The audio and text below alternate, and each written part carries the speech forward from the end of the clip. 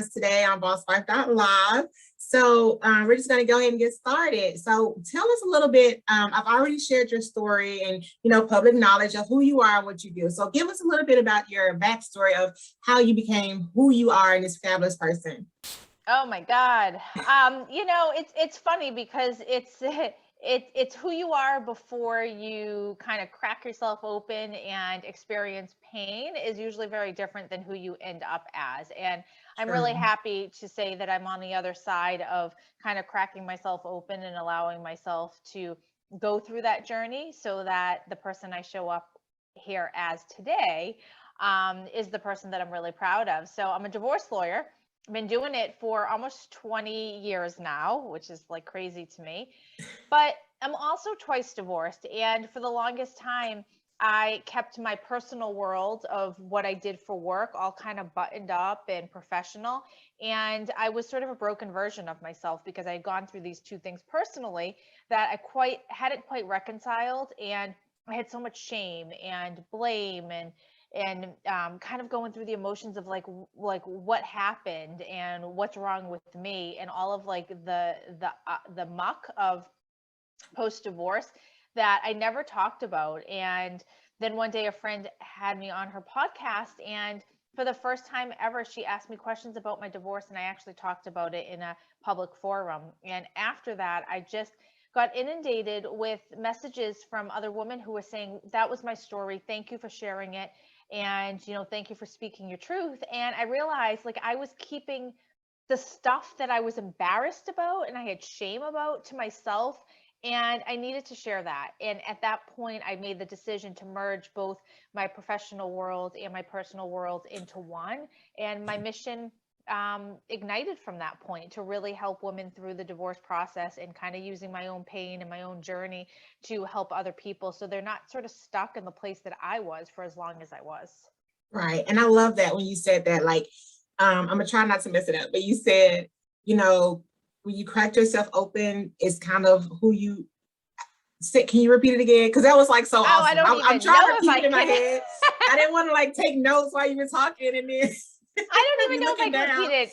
But It that was was like, awesome. yeah, it was just like, the version that I was when I thought that I had to be perfect and professional and always like showing up all like buttoned up is a Right. very different person than who I am now once I Right. realized that being vulnerable and sharing and talking about our stories is the key to really healing and coming out the other side. It is. It is. And I love that because you're right. I mean, who we are today has nothing to do with who we used to be. It just helped us to become who we are, and it's Yeah. part of our story. It's our greatest accomplishment. And I really love that. I was just in love when you said that. I was like, oh my God, could you repeat that? Because I didn't want to be like taking notes and then looking down. But And that was Ebony, awesome. like even where we're going, like who I am Right. today is probably going to be very different than 5 years out. And it's just like It embracing is. all of the parts of that.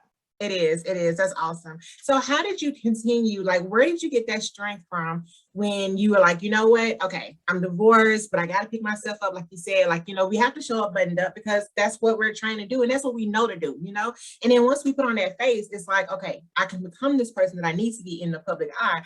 But behind closed doors, like, where did you get that confidence from in saying, you know what? I got to do this regardless. Like, regardless of who's looking at me, regardless of what my story was yesterday, tomorrow I need my story to be something different. Like, where did you get that confidence?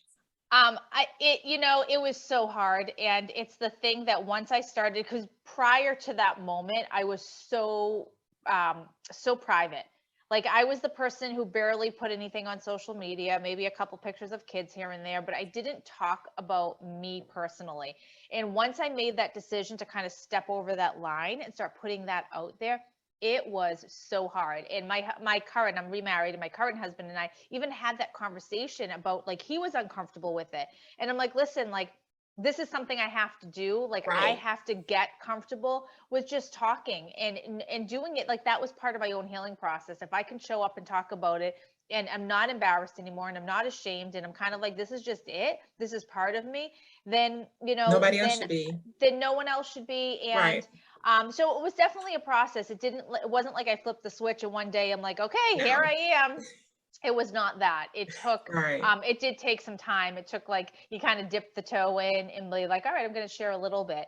And then I'm going to share a little more. And then when I started seeing the messages coming in from other people saying like, thank you for sharing that. Thank you for being vulnerable. And I realized like, oh, like I have to keep doing this. This is not about my ego anymore, Right. because that's what it was that was holding me back. Like this is about really being of service and helping other people. It is. It is definitely. I kind of deal with that a little bit in my podcasting because I sometimes I feel like I overshare, and then it's like and I do. I have a story as well.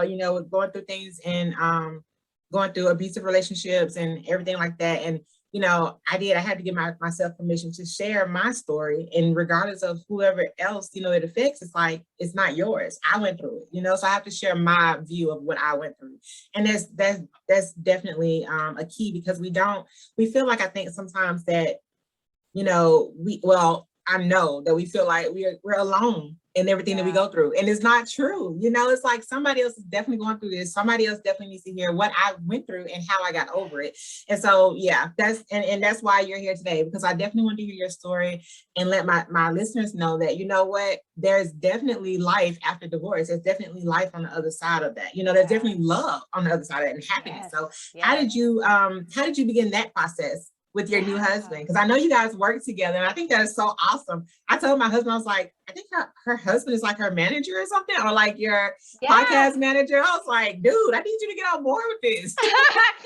So this is just a brand new thing. So he was in law enforcement for 30 years. He retired, and I'm like, listen, I need help. Like you're Right. done with that field of work that you're in. It's over. Like it's a tough space to be in. He was done with it. He was burnt out. I'm like, I need help. So either I bring someone else on, or you can come on. So Right. he came on, and there's definitely like you could have a whole episode about that, working with your spouse. Definitely. I'm pretty sure you did. There's a whole learning curve there.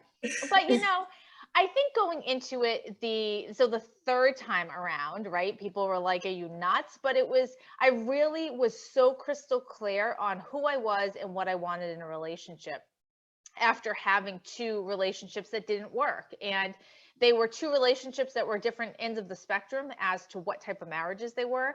And I really understood that, I want a relationship to look a certain way. It's not about perfection. It's about having someone who's a really good fit for me and my personality, and having the similar values. And I went really slow. And so when my current husband and I met, it was like, all right, I'm going to show up and we're just going to date, and we're going to just enjoy each other's company.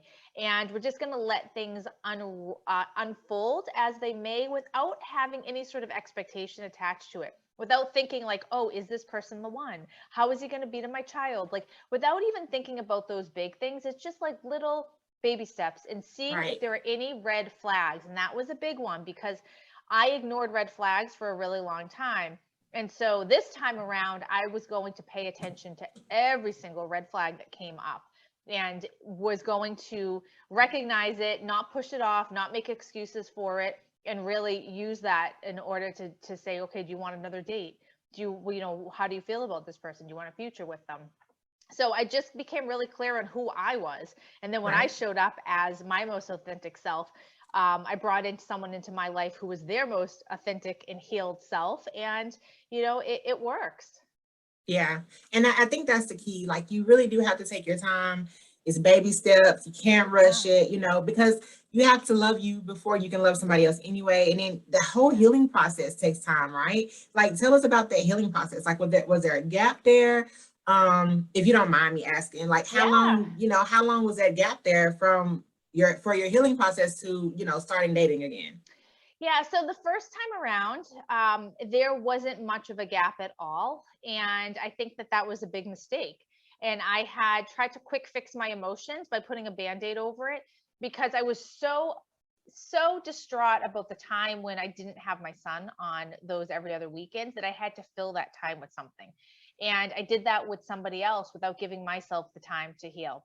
And when you do that, you ignore the red flags, and you're not spending the time with yourself to really say, okay, now I'm not bringing any of my past with me. I'm showing up, exactly how I am now. um, that was someone that I had dated. I didn't marry them, But, that was a good opportunity to really recognize, and also talk, when I talk to other clients or other women, to say, listen, don't try to quick fix anything. Like, sit with yourself. It's okay to be alone. It's okay to feel like so upset when you have time and you don't know what to do with it because your kids aren't around. Like, that's something you should get really comfortable with and learn how to date yourself. And I started to, after that point, get comfortable with things like that, like going out to dinner by yourself, I love traveling by it. yourself, like stuff like that is so Yeah. empowering. And to this day, those are things that I still enjoy. Like, I really love going someplace and going to dinner on my own. Yeah. And it's just like becoming so comfortable with just being alone without having to fill your life and the kind of your space with noise and chatter. And it's Yeah. just sitting in the quiet. And you learn so much about yourself when you do that. Yeah, you definitely do. You definitely do. That's awesome. Well, thank you for sharing that, because I know that was a little bit, little close to home. But yeah, thank you for That's okay. sharing that. So as you were, getting your personal life together, how did you continue to be an entrepreneur? Like, how did you continue to Mm. show up for you financially as well? Yeah. So, that was tough because when I got divorced the first time, my business was a year young. And I was my only employee though. So I had very low overhead, and I lived very conservatively initially, and recognized, like, okay, I'm going to have to make some lifestyle style changes. I'm going to have to adjust my spending habits, and then continuously grow the business as I allowed to. And, that's another thing that I think that people think that it's like, everyone's an overnight success. And we see social media, people putting out like, oh, they just magically built these 7-figure businesses. Everyone's talking Right. about their 7-figure Yes, they launches. And are. like I call BS on that. You Right. know, Right. so my business started in 2007 and it's 2021, and it's been a slow build since then. And we have grown and expanded at a pace that was smart. It was like it grew when it was strategic to grow, and scaled back when that made sense too. So it wasn't like this overnight, I just flipped on the lights and all of a sudden, like, cha-ching, like it. I don't really know anyone who truly does that. And I No. think when people put themselves out there is like, oh, I started my business 2 years ago and now I'm making 7 figures. Like, okay, maybe there are some people who do that, but real entrepreneurship, that's not the road. You have mistakes, Yeah. you fail, you make bad decisions, you keep going, and then you make good decisions. And Right. you keep rolling, and hopefully you make more good decisions than bad ones. But it's definitely a process. And so, yes, it was a process with getting divorced and growing the business. My business was my safe space. It was always something I enjoyed doing. I loved marketing. I love being a business owner. So that brought me joy. So Yeah. that was sort of something, it was fun to watch grow and kind of foster. And it was my baby. So Yeah. So were you a divorce lawyer while you were going to do? I Okay. was. Yeah. Yeah. That's Yeah. awesome. That's awesome. And it's Yeah. awesome that you can show up for your clients and, while you're going through that. Like, Yeah. that was a I big deal. Well, I think I was sort of like I had a mask on, like I Okay. did the job. I was totally buttoned up. I like click clacked into court on my heels, and I was like such a professional, and shut off that other side of me because I Right. couldn't expose that. And so I Right. did the job, and then went home and like kicked my heels off and probably sobbed sitting on the floor, because then I could let that side out. So yeah, I mean, that was probably one of the darkest times of my life, because Yeah. having to kind of hold it all together and be a mom, on Yep. top of all that, like, it's hard Yeah. stuff. It is. It is. Um, so in your world, tell us what is what are some great steps that we can take, after that healing process has begun, or like how do you put a time limit on that healing process, and then Mm. the steps to, okay, I'm ready, like, I'm Yeah. ready to take back me, I'm ready to crack open this new me, because that old me, that scab is healing up, and like, what is the steps to that? Like, can you give us some steps to that Yeah. process? I think that everyone heals at a different pace. I Definitely. think it's impossible to say like, oh, at a year you'll be fully healed. I think Right. it takes some people longer. I think some people may come out of it sooner because they've been prepped emotionally for it a lot Mhm. longer, before they actually filed. So, how do you know when you're ready? When you stop talking about your ex and you're all angry and resentful and you get like a pit in your stomach and you see red, like that's usually a good sign. Like, okay, Right. if you're showing up to a date and you're kind of complaining about your ex, and Yeah. you're not there yet. When you can look at something as horrible as a divorce as a gift, and recognize, if even just like the smallest piece of it, recognize it as, okay, there was a gift in this relationship. It taught me this. It brought me my child into my life. Whatever that is, and recognizing, okay, this relationship just came to completion and onward we go. If you're having those conversations with yourself, that's a good signal that you're ready to put yourself out there. And then when you do put yourself out there, I would say have fun with it. I think a lot of people think that they have to get like really serious and really intense really quickly rather than just date and have conversations. It's an opportunity to just start to meet people, get comfortable with flirting again, like learn how to flirt. Like that's Yeah. something that's hard to do. And put yourself out there and date a lot of people until you finally land on one to say, you know what, maybe I want to see this person a second time or a third time without forcing any of them. You just show up without expectations and just say, okay, now I'm going to have some fun. I'm going to pay attention to the red flags. I'm going to move on from someone who's, inappropriate or I just feel kind of like icky about, and let it go. And I'm going to move on to someone else, because I do think the dating world is really hard right now. I think it's a whole different I'm landscape. pretty sure. Yeah. Yeah, yeah, and it's Yeah. tough stuff. I hear stories of like, of bad stories, but then I hear Yeah. good Like horror stories of, stories. Like what? yeah, I know. So, Yeah.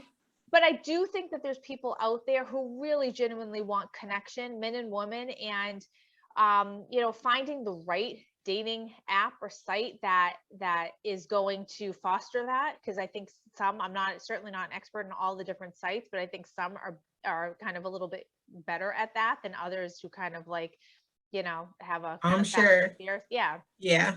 So, but it's just having fun with it. Just Right. really it, and not putting much into it, and not putting a ton of pressure on yourself that it has to turn Definitely. into anything. Yeah, definitely. So I wrote this question down and I'm gonna say it because I'm trying to calculate it in my mind, but I'm pretty sure when I wrote it down, it made sense. Okay. I love that. Okay. So my question is, when you're going through your divorce, who are you really divorcing? Mm, You know, like, yes, you're divorcing a physical person, yeah. but can you also divorce you? Are you divorcing other people's opinions? Are you divorcing that negative you? You know, that you that showed up that you had no clue that was there, because when you're going through things, it can create a person that you never thought that you could be, Yeah. and Yeah. it can bring out a lot of things in you, or and not even bad. Like it can bring out a very submissive person that you're like, wait a minute, I've always stood Yeah. up for myself. I always took initiative to do things, or it could be that opposite. You could be that angry red person that always sees red and you're throwing things and you're tearing up your house and like, so are you divorcing that person physically, or are you divorcing the person that he created or he or she created you to be? Ebony, this is the best question I've ever been asked. I Okay. love this question. Thank you. I've never been asked it before, and I absolutely love it. I think that you divorce the smallest version of yourself Wow. and the most limited version of yourself, because when we Wow. find ourselves in relationships, and usually they're bad, the toxic ones and the bad ones, that we become somebody different. We Mhm. become angry, we become like, we show up as the worst versions of ourselves, and I think Mhm. that that's human nature to do that. It's the Mhm. dynamic of the couple and the relationship, and it's all of the stuff that you don't find attractive in somebody else is kind of how you show up in that relationship. When you get Wow. divorced, you leave that version behind you. You have the opportunity to leave that version behind you. Some people don't, but you have that opportunity to. And when you make that decision that I'm not going to be that person anymore, or I'm going to take this as a gift and embrace what is before me, you become like the most powerful person of yourself. So you leave behind that small version to step into the powerful one, because I think that divorce or any adversity gives us an opportunity to tap into strength that we never thought was possible, to expand our comfort zone when we maybe were stagnant and used to being comfortable, and we start to get really uncomfortable. And the growth, the fun stuff, the exciting stuff, all of that happens once you push yourself into a place that maybe you don't want to be in, but you found yourself there, and it's kind of like survival mode. And then it's like, oh, then it's creation mode. And it's like, okay, now how am I going to create this? And if we stay stuck in survival, we'll kind of constantly be looking at the past and that old relationship. But if we decide to create, I think that we have the ability to build something amazing and new. So to answer your question, yes, you are absolutely divorcing yourself in an old version of yourself. I love it. I love it. Well, thank you. So, thank you. I know I was reading it and I was like, does that make sense? So I was like, do I really want to ask? Does. Okay. Yep, okay. Totally does. So did you have any motivation during this process? Were there anyone that you could reach out to, any books or, podcasts that you listened to while you were going through this? No, I had nothing. And which is crazy normal. Because I had back when I got divorced, I knew the process, I knew the procedure, but I didn't have this community or support. And there are so many resources out there now. I have a private Facebook group called Happy Even After, where it's an amazing community of women who come together to support each other and cheer each other on. And it's not about bashing your ex and reliving your past. It's really the support for moving forward. There are so many incredible podcasts out there for women or on the topic of divorce. And there's, even on social media, that whole space of the divorce community, there's so many people doing that work. So it's amazing now that you don't have to go through this alone, so long as you make that effort to reach out and surround yourself with people who can help you and support you. Right. That's true. And I mean, and sometimes we shut down. Sometimes we don't want anything from the outside to help. We still want to stay in that dark space and deal with it on our own. So, and that's another thing that you have to relinquish. You have to get out of it, and that's part of growing. That's part of that creative stage. You have to recreate who you want to be, the new you. So I love it. Yeah. I love it. Well, thank you so much for coming on BossWife.live. And I love it. I really enjoyed this conversation with you. Do you want to leave us with anything and at least let us know where we can reach you and, where my listeners and my followers can reach you and even listen to your podcast? I'm definitely going to, link it as well. But yes. Yeah, so Instagram is my favorite place to hang out, and that's at Ms. Renee Bauer. And there in my links, I have a ton of free resources and a free masterclass and a free video series that someone can join just to start to feel less alone and start with education, because I think that that's a big part of feeling more at peace and more in control, is to at least have some education about the process. So that's the best place. And then if any of your listeners can certainly shoot me a DM, I answer all of them. So I'd love to hear from them. Well, awesome. Well, thank you so much, Renee. And you guys, thank you so much for joining us on tonight. And as always, like, share, comment, and leave a review. Let Renee know, what you thought of this interview. Any questions you guys have, reach out to her. She's very, very, very well renowned in this area. This is her expertise, you guys. So I love you guys, and I will talk to you guys